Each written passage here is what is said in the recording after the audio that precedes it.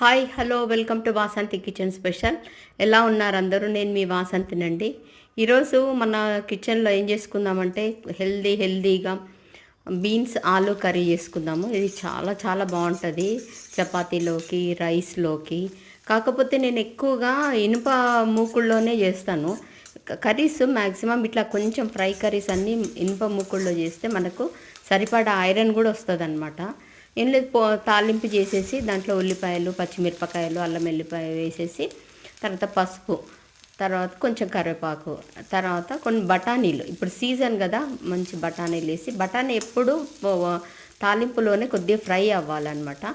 చూడండి, ఇటు మంచిగా ఫ్రై అయింది కదా. ఇప్పుడు నేను నైటే కట్ చేసి పెట్టుకుంటాను కూరగాయలన్నీ. కొంచెం బీన్స్ సన్నగా కట్ చేసి పెట్టాను. చాలా బాగుంటుంది ఇంత సన్నగా కట్ చేస్తే. పిల్లలు కూడా నో అన్నారు అనమాట. చూడండి, తర్వాత ఒకటే ఆలు తీసుకున్నాను.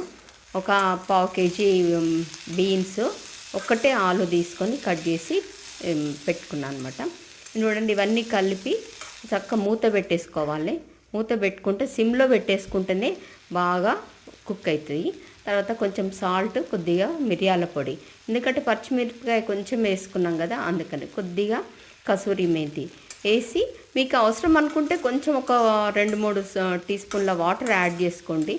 నాకు ఎందుకంటే ఆ ఆలూలో ఉన్న వాటర్ సరిపోతుంది, అందుకే ఫ్రై కదా బాగుంటుంది. ఇట్లా అని మూత పెట్టేసుకొని ఒక 10 మినిట్స్ లో ఫ్లేమ్లో బాగా మగ్గనివ్వాలన్నమాట.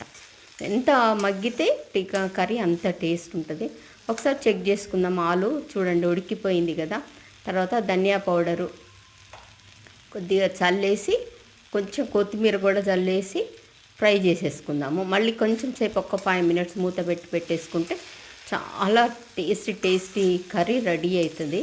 చూడండి, ఎట్లాగో చికెన్ తినొద్దు, ఎగ్స్ తినొద్దు అంటున్నారు కదా, వెజిటేరియన్లోనే వెరైటీస్ చేసుకొని తిందాంలేండి. ఇట్లా చేస్తే చాలా చాలా బాగుంటుంది. చూడండి, మంచి ఫ్రై కావాలి. ఫ్రై అయిన తర్వాతనే మనం స్టవ్ ఆఫ్ చేసుకోవాలి. చూడండి, ఇప్పుడు డిష్ అవుట్ చేసేసుకొని అయిపోయిన తర్వాత దాని మీద కొంచెం కొత్తిమీర చల్లుకొని మంచి తింటుంటే ఆహా అద్భుతమైన రుచి ఉంటుంది. తప్పకుండా ట్రై చేసి ఒక సబ్స్క్రైబ్ చేయండి. Thank you.